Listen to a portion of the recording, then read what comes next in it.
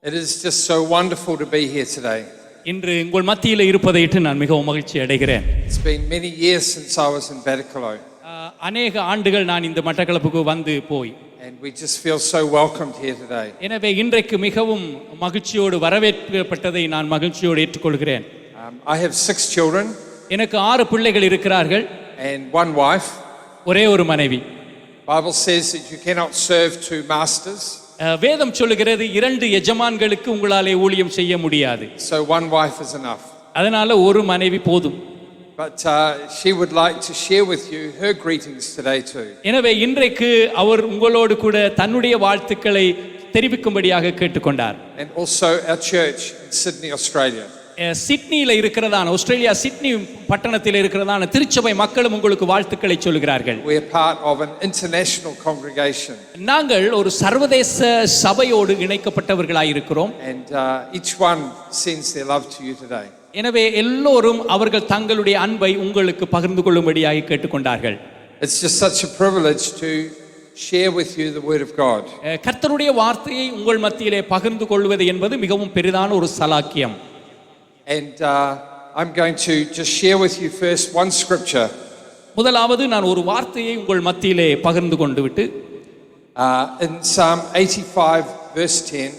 சங்கீதம் 85 10வது வசனம். Where truth and mercy meet. கிருபையும் சத்தியமும் ஒன்றை ஒன்று சந்திக்கும்.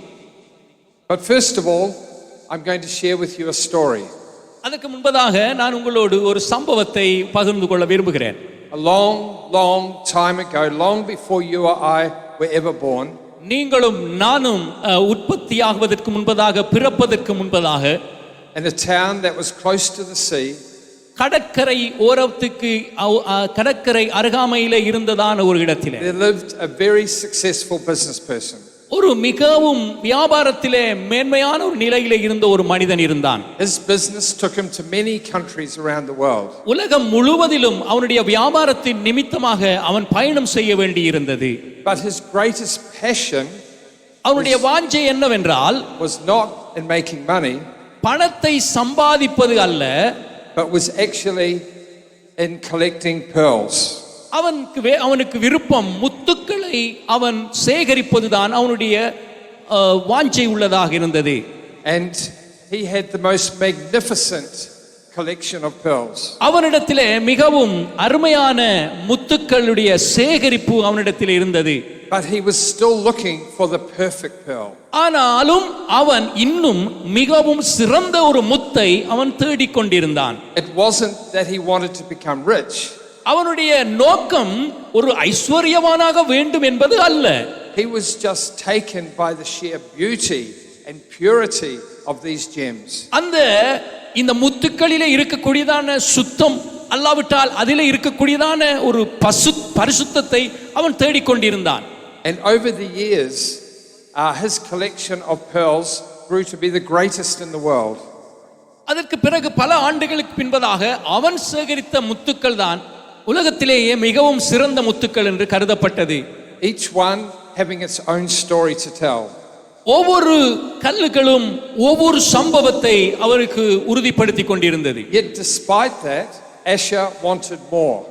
அப்படி இருந்தும் அவன் அதிகமாக அதை தேட ஆரம்பித்தான். See, he was looking for the perfect pearl. அவன் மிகவும் நேர்த்தியான ஒரு முத்தை அவன் தேட ஆரம்பிக்கிறான். And one day when Asher was in some very remote place. எனவே இந்த அஷேரன் சொல்லப்படுகிறவன் ஒரு தனிமைப்படுத்தப்பட்டதான ஒரு இடத்துக்கு போகிற வேளையிலே he heard rumors of a pearl of unimaginable beauty. எனவே ஜனங்கள் சொன்னதான ஒரு முத்து மிகவும் விவரிக்க முடியாத அளவு ஒரு காரியத்தை அவர்கள் பேசின ஒரு வதந்தியான செய்தியை அவன் கேட்டான். It was owned by an old man. அது ஒரு வயதான ஒருவரிடத்தில் அது இருக்கிறதாக. He was considered to be an evil man. அவன் ஒரு தீங்கு செய்யக்கூடிய ஒரு தீமையான மனிதனாக கருதப்பட்டான். And certainly had no idea of the value of the pearl that he owned. அவன் தன்னிடத்திலே சொந்தமாக வைத்துக் கொண்டிருக்கிறதான அந்த முத்தினுடைய பெருமதியை அவன் அறியாதவனாயிருந்தான். It was just something that had been passed down to him. எனவே அப்படி இருந்தும் அவனுக்கு அந்த முத்து கிடைத்து விட்டது. Asher sought out this man, எனவே இந்த மனிதனை கண்டுபிடித்து and what he saw did not disappoint him.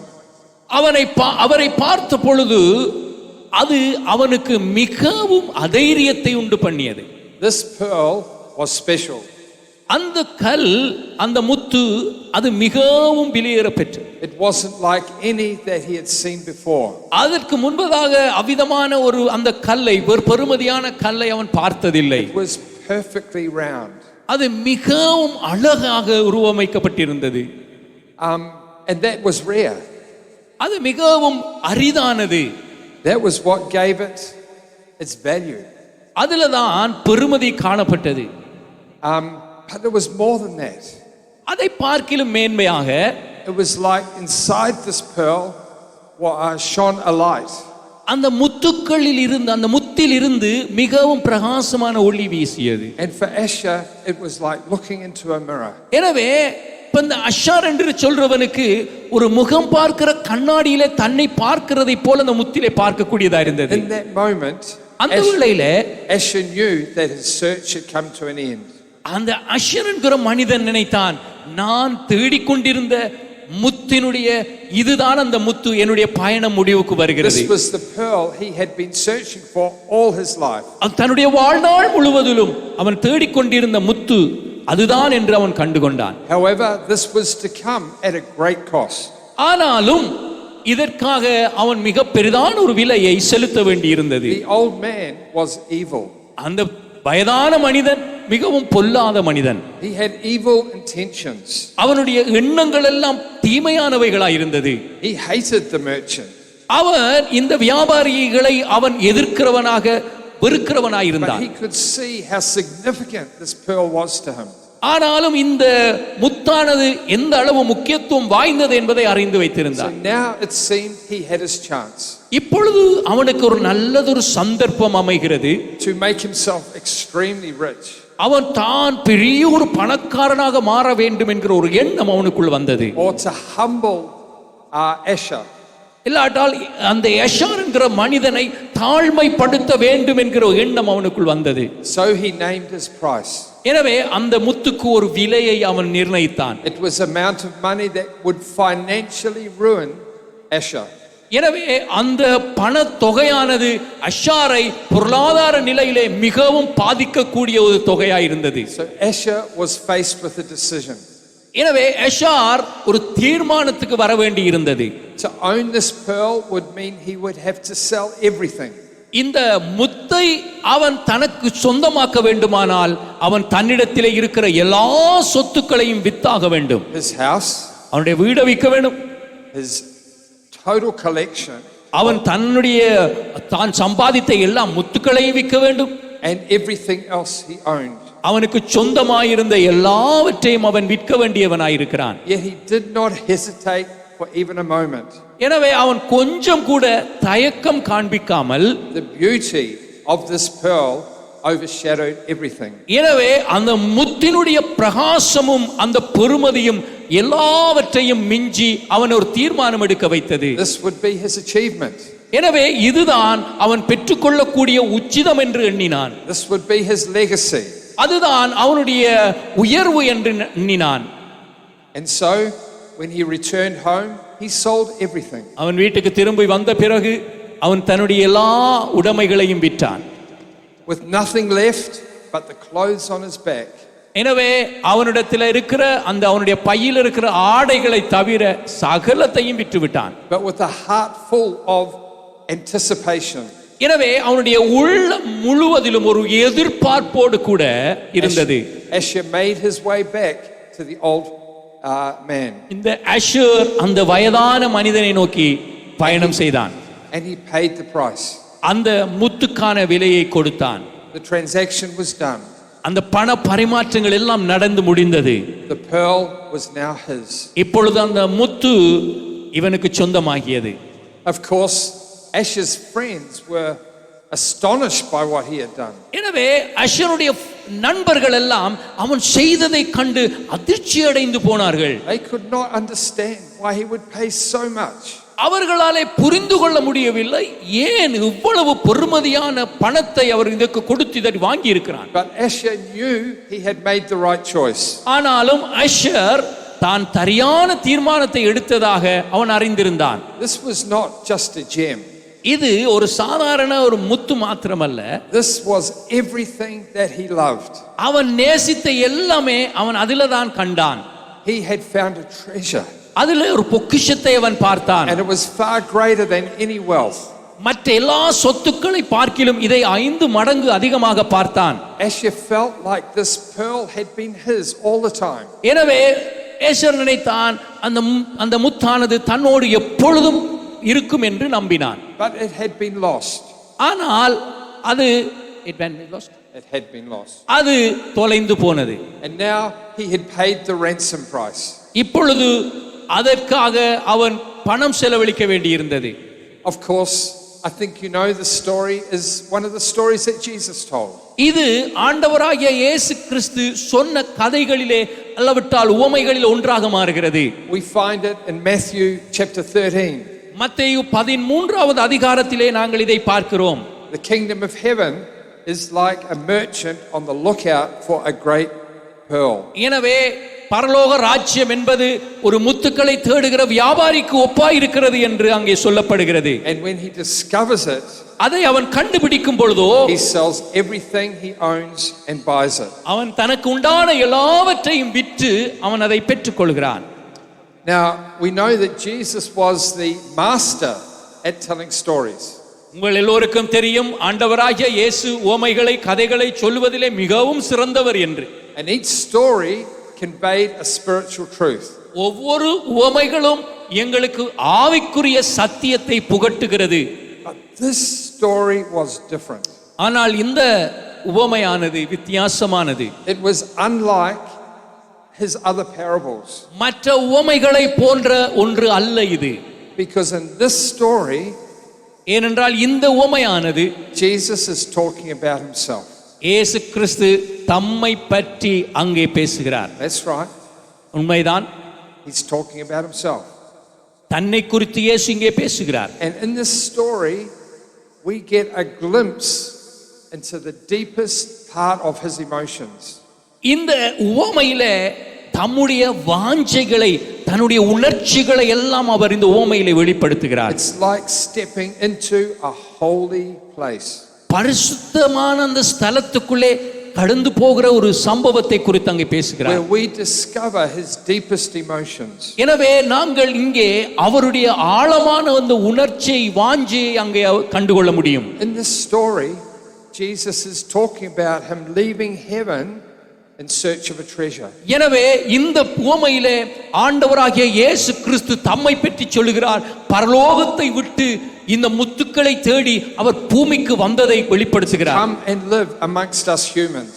எங்கள் மத்தியிலே எங்களை போன்ற ஒரு மனிதனாக வாழும்படி வந்தார். He is also foretelling the sacrifice that he would make when he laid down his life. எனவே ஆண்டவராகிய இயேசு கிறிஸ்து தம்முடைய ஜீவனை மனுக்குலத்துக்காக அர்ப்பணிக்க போகிறதை கூட அவர் அந்த வேளையிலே முன்னறிவிக்கிறார். In this story, he is trying to give the reasons why he would do this.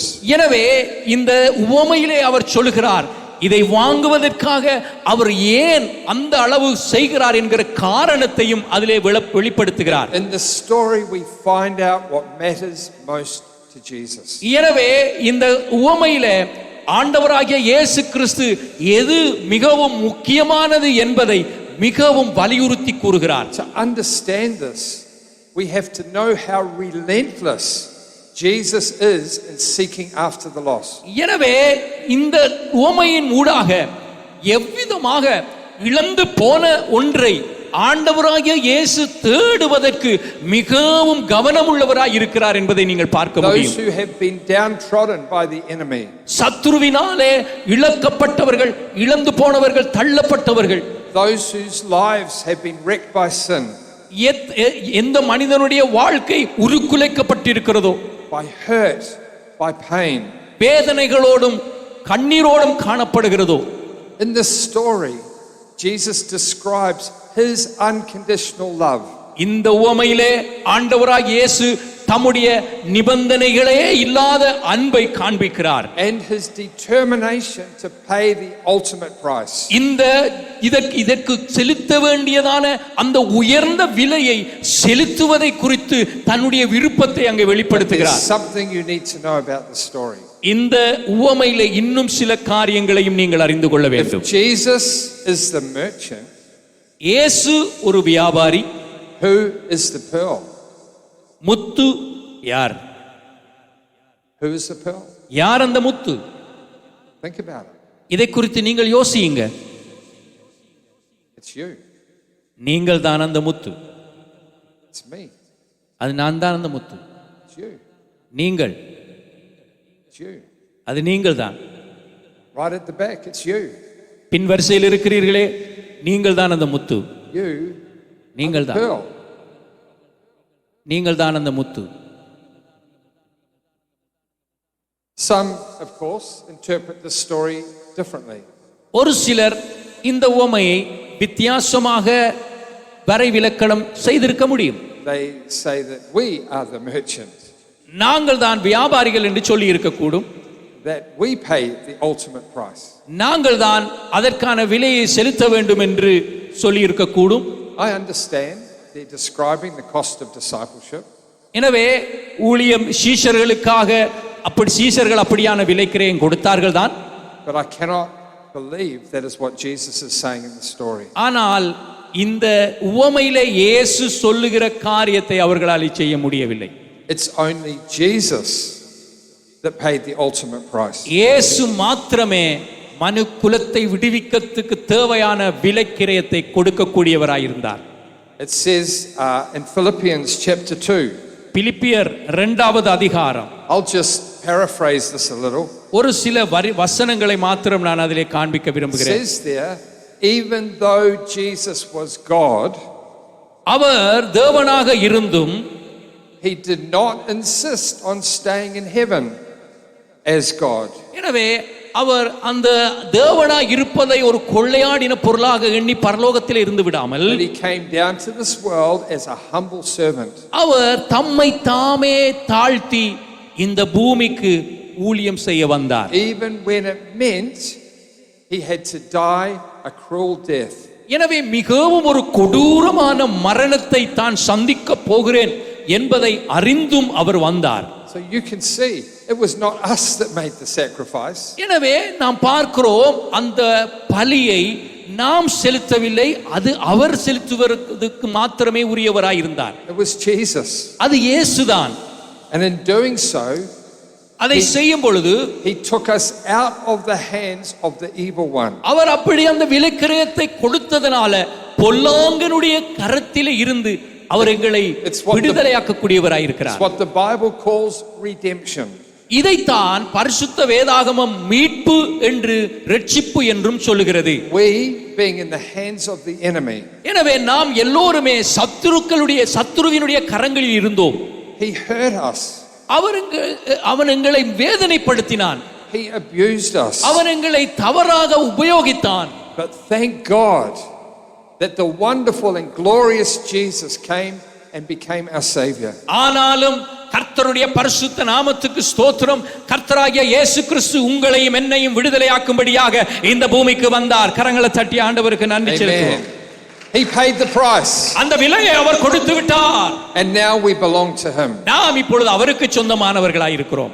There's no way we could ever pay for salvation. எங்களுடைய இரட்சிப்புக்காக நாமே எங்களுடைய பாவத்துக்கான விலையை கொடுக்க முடியாது. There's no way we could even be good enough to stay saved. எனவே நாம் இரட்சிக்கப்படுவதற்காக மிகவும் நல்ல கிரியைகளை செய்வதனாலே முடியாது. This is the whole message of the cross. எனவே இவை எல்லாமே கல்வாரி சிலுவையிலே நமக்காக செய்யப்பட்ட தியாகம். That you are the pearl that Jesus paid the price for. நீங்கள் தான் முத்துக்களாய் இருக்கிறீர்கள். உங்களை கொள்வனை செய்வதற்கான விலையை இயேசு சிலுவையிலே செலுத்தி விட்டார். The price was the ransom that Jesus paid. எனவே இந்த விலை மனிதனை மீட்பதற்கான விலையை இயேசு செலுத்தி விட்டார். I want to stop for a moment and let that sink in. எனவே நான் இதை நிறுத்தி இதை சிந்திக்கும்படியாக யோசிக்க வைக்கிறேன். Think about the neighbor that lives next door to you. உங்களுக்கு பக்கத்தில் இருக்கிற வீட்டில் இருக்கிற அருகாமையில் இருக்கிறவர்களை நீங்கள் யோசித்து பாருங்கள். Think about that homeless man living on the streets of Colombo. கொழும்புல இருக்கிறதான வீதியில வீடு இல்லாமல் தங்கிக் கொண்டிருக்கிற ஜனங்களை எண்ணி பாருங்கள். He's been forgotten by society. எங்களுடைய சமுதாயத்தினாலே அவர்கள் மறக்கப்பட்டவர்களாய் இருக்கிறார்கள். Except perhaps those that use him and abuse him. அவர்களை இன்னும் கெடுதல் செய்கிறவர்களும் அவர்களை தீமையாக நடத்துகிறவர்களும் இருந்து கொண்டுதான் இருக்கிறார்கள். Think about the children that are in a war-torn country. எனவே இந்த தேசத்தில் இருக்கிற பிள்ளைகளை நீங்கள் நினைத்து பாருங்கள், எந்த அளவு அவர்கள் தவறாக பயன்படுத்தப்படுகிறார்கள். They're affected by war and poverty. அநேக யுத்தங்களினாலும் வறுமையினாலும் அவர்கள் கஷ்டப்படுகிறார்கள். Each one of these is a precious gem. எனவே அவைகள் ஒவ்வொன்றுமே மிகவும் விலை ஏறப்பெற்ற முத்துக்கள். Their value to God is without measure. எனவே அவர்கள் தேவனுடைய பார்வையிலே அளவில்லாத பெருமதி மிக்கவர்களாய் இருக்கிறார்கள். Now Psalm 139 is a beautiful psalm. சங்கீதம் 139 மிகவும் ஒரு அருமையான ஒரு சங்கீதம். In this psalm, David is overwhelmed by his relationship with God. அங்கே தாவீது தேவனோடு கூட தனக்கு இருக்கிறதான அந்த உறவை குறித்து மிகவும் பெருமை பாராட்டுகிறான். And when you look at verses 13 and 14, நீங்கள் 13 14வது வசனங்களை நீங்கள் பார்ப்பீர்களானால் David is focusing on the great way God created him. தேவன் தன்னை உருவாக்கின விசித்திரமான வினோதமான விதத்தை அவன் நினைத்து பார்க்கிறான். For you created my innermost being. You knit me together in my mother's womb. I praise you because I am fearfully and wonderfully made. நீர் என் உள்ளிந்திரியங்களை கை கொண்டிருக்கிறீர், என் தாயின் கற்பத்தில் என்னை காப்பாற்றினீர். நான் பிரமிக்கத்தக்க அதிசயமாய் உண்டாக்கப்பட்டபடியினால் உம்மை துதிப்பேன். உமது கிரியைகள் அதிசயமானவைகள், அது என் ஆத்துமாவுக்கு நன்றாய் தெரியும். See, you and I were created by God. நீங்களும் நானும் தேவனாலே உருவாக்கப்பட்டவர்கள். He made us. அவர் எங்களை உருவாக்கினார். Now, of course, there are many who lived with a profound sense of being unworthy of God's love. எனவே தேவனுடைய அன்புக்கு நாங்கள் தகுதியுள்ளவர்கள் அல்ல என்று தூரமாக இருக்கிற அநேகர் இருக்கிறார்கள். Their painful experiences have left them with scars. எனவே அவர்களுடைய வேதனையான அனுபவங்கள் எங்களுக்கு மிகவும் வடுக்களை ஏற்படுத்துகிறது. They see themselves as ugly. அவர்கள் தங்களை மிகவும் கோலமானவர்கள் அல்லாவிட்டால் அழகில்லாதவர்களாக நினைக்கிறார்கள். As rejected. புறக்கணிக்கப்பட்டவர்களாய் எண்ணிக்கொண்டிருக்கிறார்கள். Some, of course, are overcome by their own sin, their own shortcomings. எனவே ஒரு சிலர் தங்களுடைய பாவங்களினாலே தங்களுடைய சிறு சிறு குற்றங்கள் அவர்களை மேற்கொள்ளும்படியாக விட்டுவிட்டார்கள். That is why they feel God would reject them. அவர்கள் அப்பொழுது என்ன உணர்கிறார்கள்? தேவன் எங்களை கைவிட்டு விட்டார் என்கிற உணர்வுக்குள்ளே வருகிறார்கள். Yet when you look at the word of God, it's the total opposite. ஆனால் நீங்கள் பரிசுத்த வேதாகமத்தை வாசித்து பார்க்கும் பொழுது அதற்கு எதிர்மாறான கருத்துக்களே வேதத்திலே நீங்கள் வாசிக்க முடியும். There's a promise அங்கே வாக்குத்தத்தம் கொடுக்கப்படுகிறது. that God would transform ஆண்டவர் எங்களை மறுரூபமாக்குவார். even the worst person in the world. இந்த உலகத்திலே மிகவும் மோசமான ஒரு மனிதனாக இருந்தாலும் It's a love where even sorrow is transformed into joy. அவன் ஒரு துக்கம் உள்ளவனாய் இருந்தாலும் அவன் வேதனை நிறைந்தவனாய் இருந்தாலும் அவனை மகிழ்ச்சியுள்ள ஒரு மனிதனாக அவராலே மாற்ற முடியும். This is God's unconditional love. இது தேவனுடைய நிபந்தனையே இல்லாத ஒரு அன்பு. John 3:16. யோவான் 3:16 சொல்லுகிறது, God cared deeply for the world.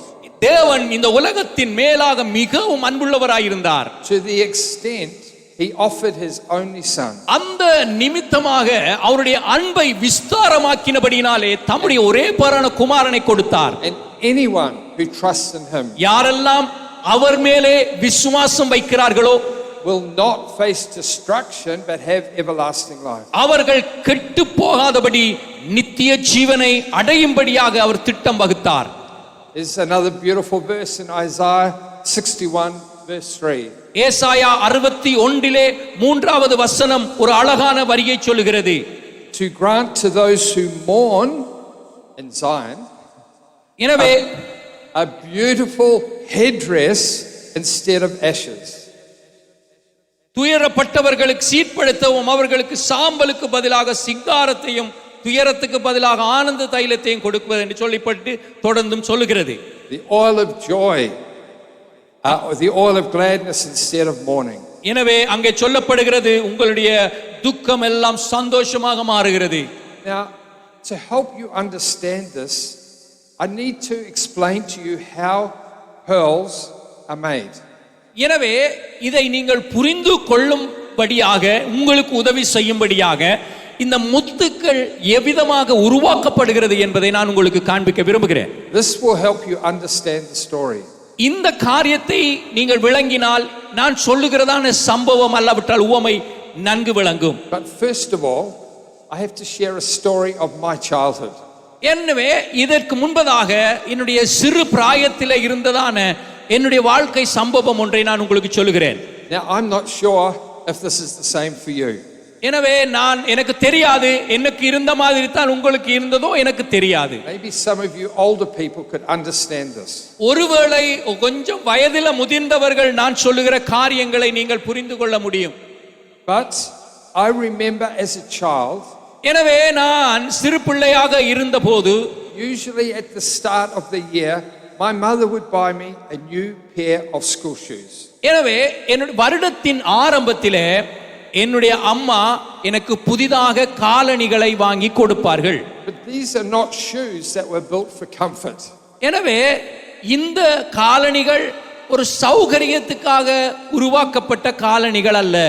These were hard, strong leather. இந்த காலணிகள் தோலினாலான கடினமான காலணிகள். And I can still remember on the first day of wearing these shoes, what it did to my feet. எனவே முதல் நாள் நான் அந்த காலணிகளை என்னுடைய பாதங்களிலே நான் அணிந்து கொண்ட பொழுது என்னுடைய கால்களிலே வேதனையாயிருந்தது. First, I got blisters on my heels. என்னுடைய பாதங்களில் எல்லாமே சிறு சிறிதாக வேதனை ஆரம்பித்தது. And I would come home and I would complain to my mother. நான் வீட்டுக்கு வந்து என்னுடைய அம்மாவிடத்தில் அதை குறித்து முறைப்பாடு செய்வேன். I can't walk in these shoes. இதை போட்டுக்கொண்டு என்னால நடக்க முடியாது. And she would get a pin and pop the blisters. எனவே அம்மா ஒரு பென் எடுத்து சின்ன சின்னனா வந்திருக்கிற அந்த பொக்களத்தை எல்லாம் உடைச்சு விடுவாங்க. And then she would show me the sticking plasters. அதற்கு பிறகு அந்த சின்ன பிளாஸ்டரை ஒட்டி விடுவாங்க. And I would put as much sticking plaster around the back of my foot as I could. எனவே என்னால முடிந்த அளவு என்னுடைய பாதத்தின் அடிப்பக்கத்தில் எவ்வளவு பிளாஸ்டர் ஒட்டேலுமோ அவ்வளவு பிளாஸ்டர் ஒட்டி கொள்வேன். It was still painful to walk. அப்படி இருந்தும் அதை போட்டுக்கொண்டு நடப்பது மிகவும் வேதனையாயிருந்தது. Even worse, by the second day, there were blisters on my toes. எனவே இன்னும் என்னுடைய இரண்டாம் நாள் எப்படி இருந்தென்றால் என்னுடைய பெருவிரல்ல கூட அந்த கொப்புளங்கள் வந்து விட்டது. And my mother would say, you just have to break in the shoes. எனவே எங்க அம்மா சொன்னா நீ அந்த ஷூல போடும்போதே அதெல்லாம் உடைஞ்சு போயிடும். So I would get another layer of plaster. பிறகு நான் திரும்பவும் நான் அதுக்கு பிளாஸ்டரை போட்டுக்கொள்வேன். And then another layer. அதற்கு பிறகு இன்னும் அதற்கு மேலாலையும் plaster ஒட்டிக்கொள்வேன். And if I could, I'd get another layer. என்னால முடியுமெண்டா இன்னும் ஒன்றையும் அதுக்கு மேல ஒட்டிக்குவேன். The more plaster I put on, the better my feet felt. எனவே எவ்வளவு அதிகமாக ஒரு பிளாஸ்டர் என்னால் ஒட்ட முடியுமோ அந்த அளவு என்னுடைய பாதம் இந்த சப்பாத்துக்கு இந்த காலணிக்கு உகந்ததா இருந்தது எனக்கு. That's how a pearl is made. எவ்விதமாக இந்த முத்து செய்யப்படுகிறது? We know that pearls are made inside oyster shells. எனவே இந்த முத்தானது கடலில் இருக்கிறதான சிப்பிக்குள்ளாகத்தான் அது உருவாக்கப்படுகிறது. And what happens, we'd just like to show you on a little video clip. ஒரு சிறிய ஒரு வீடியோ காணொளியை நான் உங்களுக்கு காண்பிக்க விரும்புகிறேன். Show that next slide, thanks. எவ்விதமாக அது நடக்கிறது என்பதை. What happens in this oyster shell? What happens in this oyster shell? இந்த சிப்பிக்குள் என்ன நடக்கிறது என்றால் a little bit of sand gets inside. கொஞ்சம் போல மணல் அந்த சிப்பிக்குள்ளே போகிறது. Or a little stone. இல்லாவிட்டால் சின்ன சின்ன கல்லுகள். and it irritates the oyster.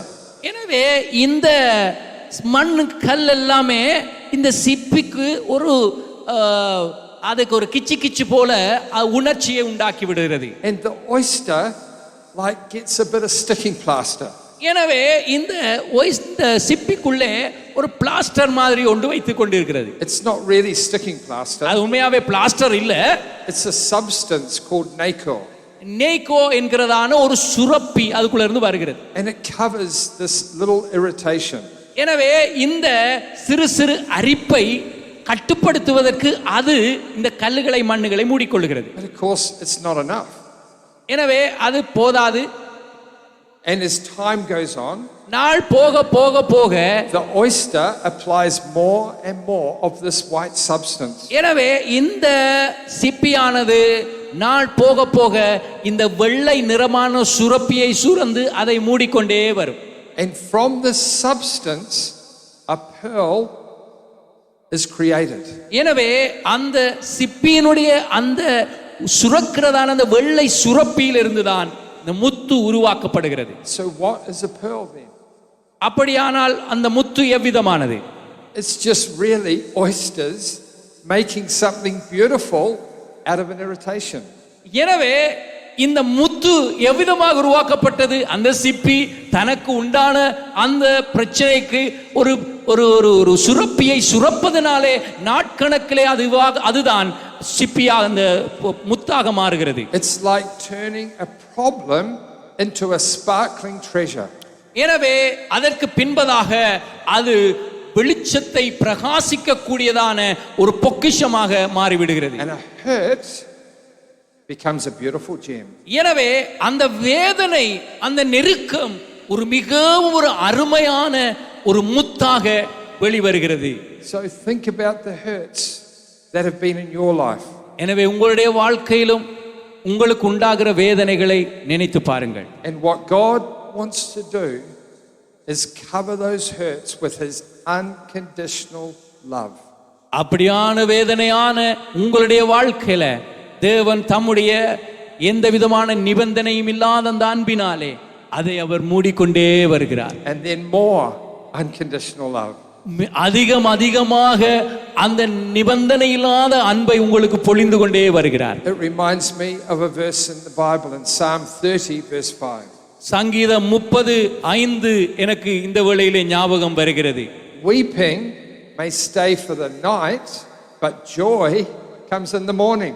அங்கே அந்த வசனம் சொல்லுகிறது, காலையிலே அழுக என்றால் மாலையிலே அக்களிப்பு என்று சொல்லப்படுகிறது. Some of you today, you have known how to weep. எனவே உங்களிலே அநேகமானவர்களுக்கு அழுகிறதற்கு நன்கு தெரியும். But what you don't realize is that God is covering your hurt with his unconditional love. ஆண்டவர் உங்களுடைய வேதனையை அவருடைய நிபந்தனையில்லாத அன்பினாலே மூடிக்கொண்டிருக்கிறார் என்பதை எத்தனை பேர் அறிந்து வைத்திருக்கிறீர்கள்? And he is going to produce something beautiful. எனவே ஆண்டவர் உங்கள் ஊடாக மிகவும் ஒரு அழகான ஒன்றை உருவாக்க முடியுமானவராயிருக்கிறார். Where you become the pearl. நீங்கள் அந்த ஒரு முத்தாக மாறுகிறவர்களாயிருக்கிறீர்கள். God's greatest treasure. எனவே அந்த சிப்பிக்குள்ளே மிகவும் பெருமதி வாய்ந்த முத்தாக உருவாக்கப்படுகிறது போல. There are many other scriptures that point to this. எனவே இதற்கு அமைவாக பல வார்த்தைகள் வேதாகமத்தில் இருக்கிறது. Romans chapter 5. ரோமர் 5வது அதிகாரத்திலே We rejoice in our sufferings. எனவே எங்களுடைய வேதனைகளிலே பாடுகளிலே நாங்கள் சந்தோஷம் அடைகிறோம். Because our sufferings produce endurance. ஏனென்று சொன்னால் எங்களுடைய பாடுகள் எங்களுக்கு ஒரு ஒரு நிலைமையை அல்லவற்றை ஸ்திரத்தன்மையை உண்டு பண்ணுகிறது என்று பார்க்கிறோம். Psalm 30 verse 11. சங்கீதம் 30:11வது வசனம் சொல்லுகிறது, You have turned my mourning into dancing. ஆண்டவரே, என்னுடைய துக்கத்தை நீ களிப்பாக மாற்றினீர். Let me just share with you a little story. ஒரு சிறிய ஒரு கதையை நான் உங்களோடு பகிர்ந்து கொள்கிறேன். I've spent some time in China. சில ஆண்டுகள் நான் சீனா தேசத்திலே செலவு செய்தேன். And I was there one time doing a seminar. ஒரு கருத்தரங்கிலே நான் கலந்து கொள்ள வேளையிலே And somebody asked me if I would talk to this little 12-year-old boy. ஒருவர் என்னிடத்திலே கேட்டார், ஒரு 12 வயதான ஒரு சிறு பையனிடத்திலே பேச முடியுமா என்று. It seemed that he was rebellious, ஏனென்று சொன்னால் அவன் சரியான ஒரு குழப்படியானவனாயிருந்தான், causing some problems for his family. தன்னுடைய வீட்டுக்கு அதிகமான உபத்திரவங்களை கொடுத்து கொண்டிருந்தான். So I agreed to see him in one of the evenings. எனவே நான் அந்த பையனை ஒரு மாலை வேளையிலே சந்திப்பதற்கு சரி என்று சொன்னேன். And I sat and I listened to what he had to say. அவன் என்ன சொல்ல விரும்புகிறான் என்பதை நான் அவனிடத்திலே கேட்டேன். See, his father had been a pastor. அவருடைய தகப்பன் ஒரு போதகர். And it was at a time where it was illegal to preach the gospel. எனவே அங்கே Illegal. எனவே அந்த சீனா தேசத்திலே பிரசங்கம் பண்ணுகிறது என்பது தடை செய்யப்பட்ட ஒன்றாயிருந்தது. And his father had been arrested and put in prison for 3 years. அவனுடைய தகப்பன் இதன் நிமித்தமாக கைது செய்யப்பட்டு 3 ஆண்டுகள் சிறைச்சாலையில் இருக்கிறார். And there he suffered greatly. அவர் மிகவும் கொடுமையாக வேதனை அடைந்தார். Now eventually the father was released. இறுதியாக தகப்பன் விடுதலையாக்கப்பட்டார். But he was not the same man.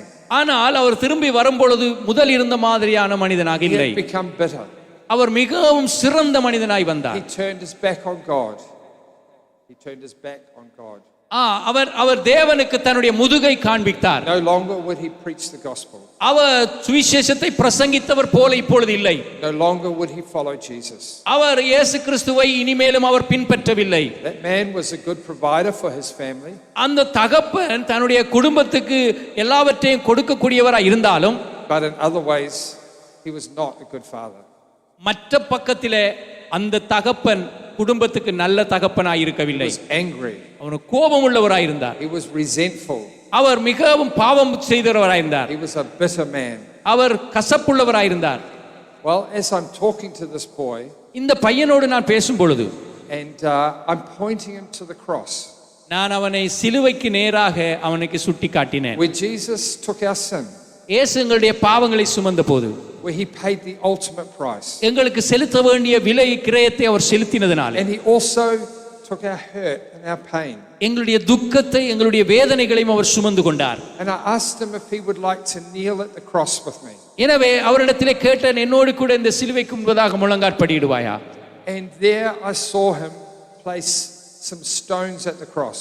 எனவே அந்த இடத்திலே நான் பார்த்தேன் சில கல்லுகளை அவன் அந்த சிலுவை அண்டையிலே வைக்கிறதை. We call these stones his emotional hurt. எனவே இந்த கல்லுகளை நான் எவ்விதமாக உங்களுக்கு விவரிக்க முடியும்? அவன் பட்டதான அந்த உணர்வு ரீதியாக பட்ட வேதனைகளின் கல்லுகள். And he had a glorious experience. அந்த இடத்திலே ஒரு மகிமையான ஒரு அனுபவம் அவனுக்கு கிடைத்தது. So I said to him, maybe you could come back tomorrow. எனவே நான் அவனிடத்தில் சொன்னேன், நீ நாளைக்கும் திரும்பி வர முடியும். Would you like to bring your father with you? உன்னோடு கூட உன்னுடைய தகப்பனையும் அழைத்து கொண்டு வர முடியுமா என்று கேட்டேன். And we could invite him to share this experience. எனவே அந்த தகப்பனுக்கும் இவ்விதமான அந்த அன்பை நாம் பகிர்ந்து கொள்ள முடியும் என்று சொன்னேன். He was very happy to do that. அதை செய்வதற்கு அந்த சிறு பையன் மிகவும் விருப்பம் உள்ளவனாய் சந்தோஷமாய் ஏற்றுக்கொண்டான். And so the next night we shared the same gospel with the father. அடுத்த நாள் இரவு இதே சுவிசேஷ செய்தியை அந்த சிறு பையனுடைய தகப்பனுக்கு பகிர்ந்து கொண்டோம். And you might see the picture there of the father and son kneeling at the cross. எனவே அந்த சிலுவை அண்டையிலே இருக்கிற தகப்பனையும் மகனையும் நீங்கள் அந்த படத்திலே பார்க்க முடியும். The one before that, thanks. That's the actual picture I took of the father and son. They're kneeling at the cross. சிலுவை அண்டையிலே தகப்பனும் மகனும் முழங்காற்படியிட்டு இருக்கிறதை பார்த்தேன். And the father too laid his burdens down. எனவே அந்த தகப்பனும் தன்னுடைய எல்லா பார கவலைகளை எல்லாம் சிலுவை அண்டையில் இறக்கி வைத்தார். It was a wonderful night. அது மிகவும் ஒரு அற்புதமான இரவாய் இருந்தது. There were miracles that day. அந்த நாள் இரவு அன்று அற்புதம் நடந்தது. But what is it about the cross? அப்படியானால் இந்த சிலுவை என்ன காரியத்தை புலப்படுத்துகிறது? Why is the cross so important? ஏன் இந்த சிலுவை மிகவும் முக்கியத்துவம் வாய்ந்ததாக இருக்கிறது? Well, the cross is important அந்த சிலுவை முக்கியமானது because it is where mercy and truth meet. எனவே அங்கேதான் கிருபையும் சத்தியமும் ஒன்றை ஒன்று சந்திக்கிற இடம். Now that's a contradiction. இந்த இடத்திலே ஒரு முரண்பாடு காணப்படுகிறது. That doesn't make sense. இது எந்த வகையிலும் ஒத்துப்போவதற்கு முடியாது. The truth, சத்தியம் it's God's word. அது கர்த்தருடைய வார்த்தை. That says you and I, we are unworthy. வேதம் சத்தியம் சொல்கிறது நீங்களும் நானும் எந்த விதத்திலும் தகுதியே இல்லாதவர்கள். That we are sinners. நாங்கள் எல்லாரும் பாவிகள். So how can truth meet with mercy? அப்படியானால் எவ்விதமாக இந்த சத்தியம் கிருபையோடு இணைய முடியும்? It's impossible. அது முடியாத ஒரு காரியம். Except in one place. ஆனால் ஒரே ஒரு இடத்தை தவிர, And that is at the cross. அதுதான் சிலுவை. Mercy and truth meet. அங்கேதான் கிருபையும் சத்தியமும் ஒன்றே ஒன்று சந்திக்கிறது. Righteousness and peace kiss each other. எனவே சமாதானமும் அங்கே நீதியும் ஒன்றை ஒன்று முத்தம் செய்கிறது. Without the cross, சிலுவை இல்லாமல் that is impossible. அது நடக்கவே முடியாத ஒரு காரியம். For us humans, it's not a goal that we can ever reach. எனவே கிறிஸ்தவர்களாக நாங்கள் தேவனை அடைய முடியாத ஒரு நிலையிலே நாங்கள் இல்லை. But it's at the cross that mercy and truth meet. ஆனால் கிருபையும் சத்தியமும் சிலுவையிலே ஒன்றை ஒன்று சந்தித்த பொழுதோ. See, that's the story of the whole Bible.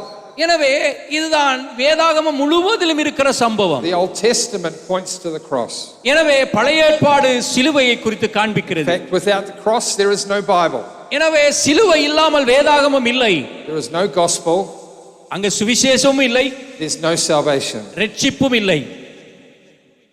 But the meeting of truth and mercy is the central theme of the gospel. எனவே சுவிசேஷத்தினுடைய மைய புள்ளியாக இருக்கிறது அந்த கிருபையும் சத்தியமும் சிலுவையிலே ஒன்றாக இணைக்கப்பட்ட போதுதான். The cross is where the consequences of our sin are met.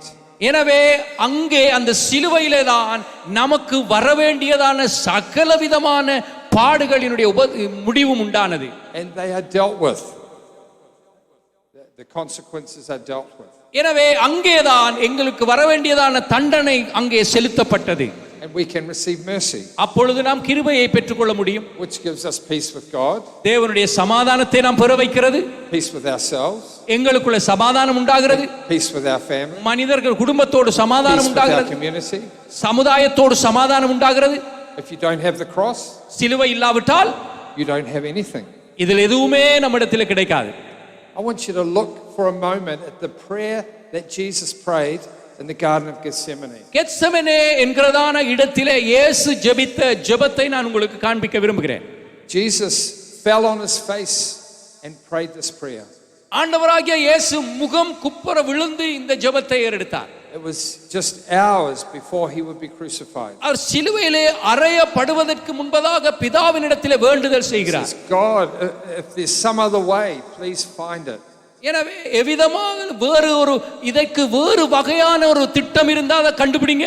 But he said, I'm willing to pay the price. ஆனாலும் நான் உம்முடைய சித்தத்தை செய்யும்படியாய் இந்த விலையை கொடுப்பதற்கு நான் ஆயத்தம். To me, this is like the merchant paying the price for the pearl. எனவே என்னை பொறுத்தவரையில அந்த வியாபாரி அந்த முத்தை வாங்குவதற்கு எல்லாவற்றையும் விற்றதை போல இங்கே ஆண்டவராகிய இயேசு தன்னை அர்ப்பணிக்கிறார். Where the merchant made the choice. எனவே அந்த வியாபாரி தன்னுடைய தெரிவை சரியாக தெரிந்து கொண்டதை போல இயேசு தெரிவு செய்தார். Jesus did in the Garden of Gethsemane. எனவே கெத்செமனேயிலே ஆண்டவராகிய இயேசு அதை தெரிந்தெடுத்தார். It's very powerful. அது மிகவும் வல்லமை உள்ளது. As it says in John chapter 1 verse 14. யோவான் முதலாவது அதிகாரம் 14வது வசனத்தில் அதை பார்க்கலாம். The word became flesh and made his dwelling amongst us. அந்த வார்த்தை மாம்சமாகி கிருபையினாலும் சத்தியம் நிறைந்தவராய் நமக்குள்ளே வாசம் பண்ணினார். And we have seen his glory, the glory of the one and only Son who came from the Father, full of grace and truth. எனவே அவருடைய மகிமையை நாங்கள் கண்டோம். பிதாவினுடைய மகிமைக்கு ஏற்ற மகிமையாகவே அது இருந்தது என்று அவர்கள் சொன்னார்கள். So God came from the Father, full of grace and truth.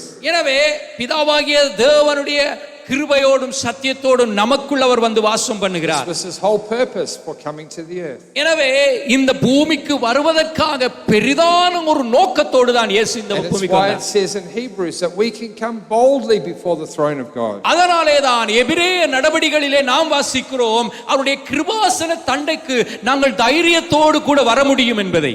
So let's just think again what Jesus was trying to say in the parable of the pearl. எனவே ஆண்டவராகிய இயேசு கிறிஸ்து இந்த முத்துக்கள் குறித்ததான இந்த உவமையிலே நம்முடைய வாழ்க்கையிலே எதை சொல்ல வருகிறார்? You see, when Jesus looks at you, இயேசு உங்களை பார்க்கும் பொழுது he sees something of eternal value. நித்தியமான ஒரு பெருமதியை உங்கள் ஒவ்வொருவரிலும் அவர் பார்க்கிறார். It's amazing that Jesus would use this picture. இயேசு இவ்விதமான ஒரு வரைபடத்தை ஒரு உவமானத்தை நமக்கு காண்பிப்பது மிகவும் ஆச்சரியமும் அதிசயமானது. You can look at paintings from thousands of years ago and see how treasured pearls were back then. எனவே பல ஆண்டுகளுக்கு முன்பதாக எவ்விதமாக அந்த முத்துக்கள் காணப்பட்டது என்கிறதான படங்கள் நிறந்திட்டப்பட்டதை நீங்கள் பார்த்திருக்க முடியும். Still they are a treasure today. அவைகள் இன்றைக்கும் நாங்கள் முத்துக்களாகவே வைத்துக் கொண்டிருக்கிறோம். Jesus sees through your hurt. உங்களுடைய வேதனைகளை எல்லாம் ஆண்டவர் கேட்டார். He sees through your pain. அவர் உங்களுடைய வேதனையை அவர் கண்டார். He even sees through your sin. உன்னுடைய பாவத்தை கூட அவர் பார்த்தார். And he sees something beautiful. ஆனால் அதை பார்க்கிலும் மேலான அழகானவைகளை உங்களிடத்தில் அவர் Each of பார்க்கிறார். us were made in the image of God. நீங்கள் தேவனுடைய சாயலின்படி அழகாக உருவாக்கப்பட்டிருக்கிறபடினால் That's what gives us value. அதுவே நீங்கள் ஒரு விலையேற பெற்றவராக மாற்றி விடுகிறது. That's what gives us dignity. அது நமக்கு உண்மையை கொடுக்கிறது. As God said about Jeremiah, எரேமியா மூலமாக தேவன் சொன்னார், before you were even formed in the womb, I knew you. உன்னுடைய தாயின் கருவிலே நீ உருவாகுவதற்கு முன்னமாகவே நான் உன்னை அறிந்திருந்தேன். I set you apart. நான் உன்னுடைய வழியை கண்டேன். I appointed you a prophet to the nations. தேசத்துக்கு உன்னை ஒரு தீர்க்கதரிசியாக ஏற்படுத்தினேன். See, it's God's intimate knowledge of you even before you were born. எனவே நீங்கள் பிறப்பதற்கு முன்பதாகவே தேவனுடைய அநாதி திட்டத்தையும் நோக்கத்தையும் இதிலே நாம் பார்க்க முடியும். When Jesus was searching for the greatest pearl, he was looking for you. ஆண்டவராகிய இயேசு கிறிஸ்து மிகவும் விலையேற பெற்ற முத்தை தேடிக்கொண்டிருப்பாரானால் அவர் கண்டுபிடித்தது உன்னைத்தான். I pray today நான் இன்றைக்கு ஜெபிக்கிறேன், a revelation of God's love for you. உனக்காக தேவன் வைத்திருக்கிற அந்த அன்பை குறித்த வெளிப்பாடுகளை நீ இன்றைக்கு பெறும்படியாக. A revelation like you have never had before. இதற்கு முன் ஒருபோதும் நீங்கள் பெற்றிராத அந்த வெளிப்பாடை இன்றைக்கு நீங்கள் பெற வேண்டும் என்று விரும்புகிறேன். That you will see yourself as the pearl of greatest price. நீங்கள் உங்கள் ஒவ்வொருவரையும் மிக விலையேற பெற்ற முத்துக்கள் என்கிறதை நீங்கள் இன்றைக்கு அறிந்து கொள்ளுகிறீர்கள். Like a pearl reflects light, we reflect God's power and love. எவ்விதமாக ஒரு முத்து அதற்குள்ளே இருக்கிறதான மிகவும் வெளிச்சத்தை பிரகாசிக்க பண்ணுகிறதோ அவ்விதமாக நீங்கள் தேவனை பிரகாசிக்கத்தக்கவர்களாக வெளிச்சம் கொடுக்கிறவர்களாக இருப்பீர்கள். Pearl is known for its inner beauty. எனவே முத்து என்பது அழகுக்கு அடையாளமாக சொல்லப்படுகிற ஒன்று. You are created beautiful. நீங்கள் மிகவும் அழகாக சிருஷ்டிக்கப்பட்டிருக்கிறீர்கள். Pearl is a symbol of purity. இந்த முத்து பரிசுத்தத்துக்கு அடையாளமாக சொல்லப்படுகிற ஒன்று. You have been cleansed by Jesus' blood. நீங்கள் ஒவ்வொருவரும் இயேசுவின் இரத்தத்தினாலே கழுவப்பட்டவர்களாய் இருக்கிறீர்கள். Pearls are eternal. இந்த முத்து அது நிரந்தரமாக இருக்கக்கூடிய ஒன்று. So we are eternal. அதே போல நீங்களும் நித்தியமானவர்களாய் இருக்கிறீர்கள். So we're going to come to a time of prayer. எனவே இப்பொழுது நாம் ஜெபத்துக்கு வருகிறோம். And I want you to meditate on what we have shared today. இன்றைக்கு நாங்கள் உங்களோடு பகிர்ந்து கொண்ட செய்தியில நீங்கள் ஒரு தீர்மானத்தை நீங்கள் எடுக்க முடியும். I want you to let God speak to you. எனவே பரிசுத்தமுள்ள தேவன் உங்களோடு பேசுவதற்கு நீங்கள் உங்களுடைய இருதயத்தை I ஆயத்தப்படுத்துங்கள். want you to lift your heart to God. உங்களுடைய இருதயத்தை தேவனுக்கு நேராக உயர்த்துங்கள். And let him heal you and restore you. அவர் உங்களை குணமாக்கி நீங்கள் முன்பு இருந்த நிலைக்கு கொண்டு வர விரும்புகிறார். Even that hurt that is deep in your heart, ஒருவேளை நீங்கள் உங்களுடைய இருதயத்திலே ஆழமான காயத்தை அந்த வடுக்கள் உண்டாக்கி இருக்கலாம். that God was always there surrounding you with his unconditional love.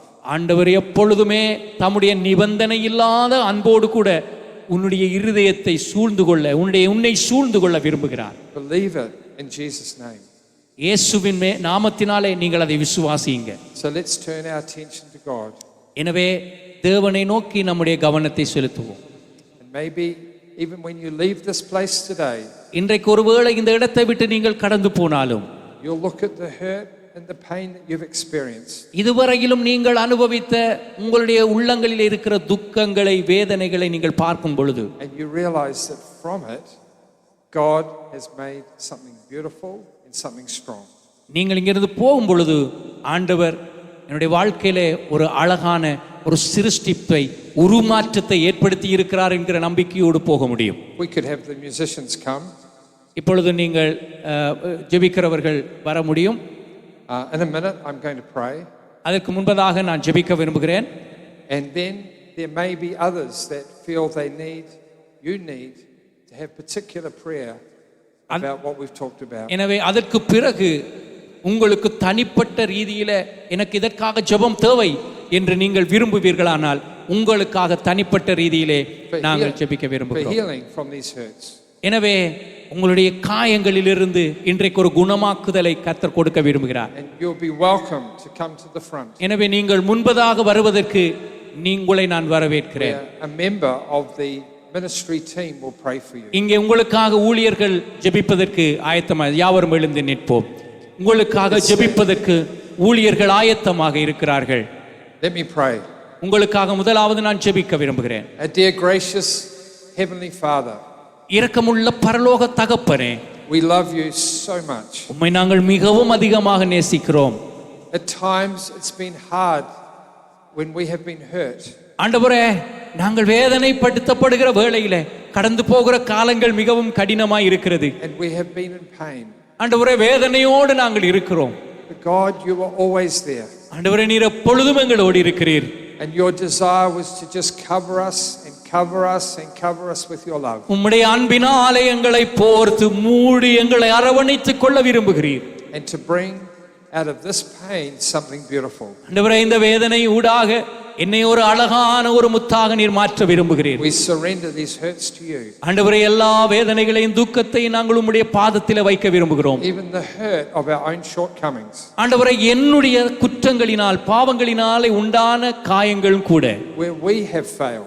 நாங்கள் தவறு செய்த எல்லா சூழ்நிலைகளிலும் Even then you were there with us. ஆண்டவரே, அந்த காரியத்திலிருந்தும் எங்களுக்கு ஒரு மாற்றத்தை உண்டாக்குவீர். Today we stand in your presence as beautiful, beautiful people. ஆண்டவரே, இன்றைக்கு உம்முடைய பிரசன்னத்திலே மிகவும் அழகான மக்களோடு கூட Because of our value to you. ஆண்டவரே, நாங்கள் எல்லாரும் உமக்கு பெருமதி மிக்கவர்கள். ஆண்டவரே, In Jesus' name. இயேசுவின் நாமத்திலே Amen. ஆமென். ஜெபித்தவையானவர்கள் சீக்கிரமாக முன்னுக்கு வாருங்கள். உங்களுக்காக ஜெபிப்பதற்கு ஆயத்தமாக இருக்கிறார்கள். சீக்கிரமாக வாருங்கள்.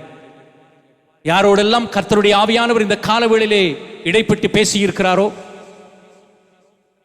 ஆண்டவர் தம்முடைய அன்பை ஒரு போர்வையாக உங்களுடைய காயங்களை குணமாக்க, உங்களுடைய வேதனைகளை அவர் மாற்றி போட, நீங்கள் இந்த இடத்திலே வந்த வண்ணமாக நீங்கள் திரும்பி போகாதபடிக்கு நீங்கள் குணமாக்கப்பட்டவர்களாக ஒரு விலையேற பெற்ற ஒரு முத்துக்களாக கர்த்தருடைய பார்வையிலே நான் இருக்கிறேன் என்கிறதான ஒரு உறுதியான விசுவாசத்தோடு, தேவ சமாதானத்தோடு, சந்தோஷத்தோடு, கர்த்தர் சிலுவையிலே நமக்காக பாராட்டினதான ஜெயத்தோடு கூட கடந்து போகும்படி பரிசுத்தமுள்ள தேவன் உங்களை ஒருவரையும் ஆசீர்வதிக்க விரும்புகிறார்.